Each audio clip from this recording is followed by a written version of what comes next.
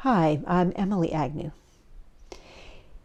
I'd like to talk about the inner bonding process with you, to go through the 6 steps. The 6 steps themselves are really simple. I mean, there's an article right next to here, you can read them in there. But to actually do them is kind of tricky, and it really helps to understand what's underneath them, like what the process wants you to do, why you're doing it, each step. So, step 1, be willing to feel your feelings. That sounds really simple. And step 2 is move into the intent to learn. What are these asking you to do on a deeper level? Steps 1 and 2 are both about choosing what intent you are in. Our default intent, just because we grew up being chased by saber-toothed tigers and stuff, I mean, evolutionarily speaking, is the intent to control. That's our default, is to protect from pain. The other intent is to open to learn how to be more loving. The essence of our free will as human beings is that we get to choose which intent we're in, and we have to choose. No one can do it for us. So this is a profound step. Steps 1 and 2 together are asking you to shift your consciousness. It makes all the difference. It's night and day. Steps 3, dialogue with your inner child.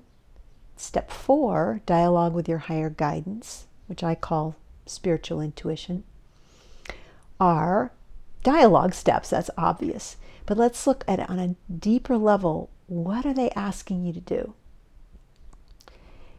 In steps 3 and 4, you're being asked to take responsibility for the quality of your inner relationship, aided by steps 1 and 2.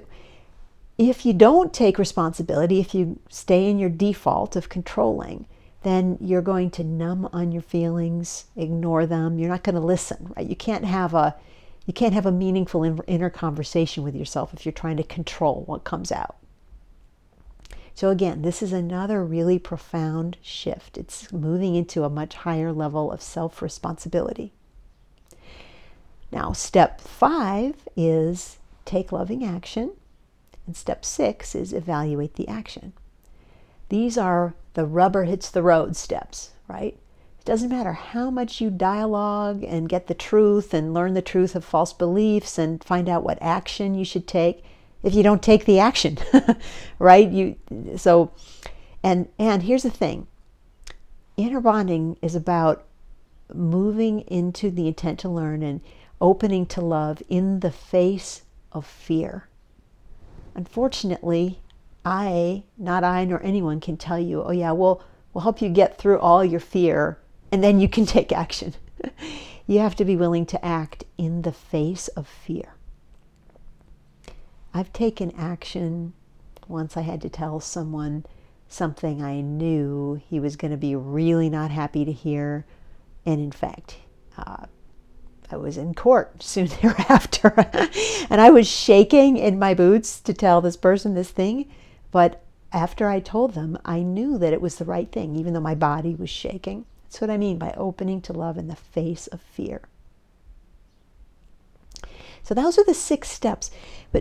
So it's about opening to a deeper, or higher, I should say, level of consciousness. So how does this relate for us as sensitive people? Why does this matter? We are very environmentally susceptible. That means we are affected by our environment. And there is no environment that affects us more than our own mind, right? Your mind is with you 24/7. You can't get away from it. Yeah, so if it's bad inside there, it's going to be bad 24/7. So shifting our consciousness internally and our inner relationship is the most powerful thing we can do to feel better if you struggle with anxiety or depression. Now, how do we do that? Think about that famous thing that Albert Einstein said. He said, we cannot solve our significant problems on the same level of consciousness on which they were created. Translated, say, if you or I are anxious, it means we can't dig ourselves out of our anxiety from the consciousness of anxiety. Well, where does that leave you then? You have to somehow find a way to get into a different consciousness. And that's what the shift into the intent to learn is. Remember I said that you're being invited in steps 1 and 2 to shift into a new level of consciousness. But how do you do that?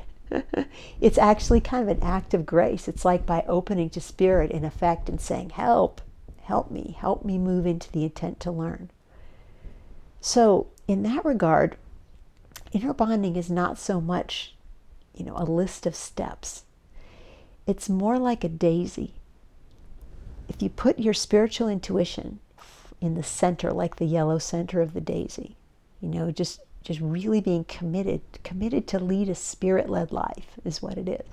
It's like you put your spiritual intuition front and center, then all the other steps flow like the petals of the daisy. They all grow from the center. So if you feel like you need assistance moving into the intent to learn, if you just can't find a way to do that and it's hard to hear your dialogue, hard to hear your guidance, facilitation can really help.